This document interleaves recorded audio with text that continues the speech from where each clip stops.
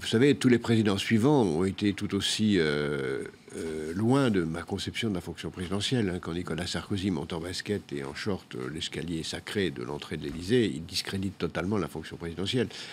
Et Jacques Chirac n'a pas manqué aussi de ce genre de blasphème. Non, c'est vrai que depuis François Mitterrand, c'est ainsi. Mais c'est assez révélateur d'une chose beaucoup plus profonde.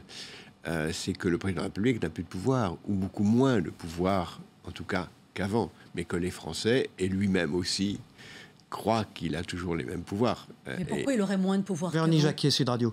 Il a moins de pouvoir pour 1000 raisons. D'abord, pour de bonnes raisons. Il n'y a plus la peine de mort. Et il n'y a plus l'Union soviétique. Donc les deux dimensions fondamentales de la thaumaturgie, du droit de vie nucléaire, et de mort, le droit de vie et de mort ont disparu. L'euro, aussi bonne raison, fait qu'une grande partie de la politique économique est heureusement devenue européenne.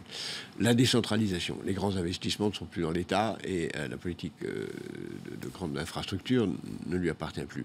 Les privatisations, il n'y a plus de politique industrielle possible.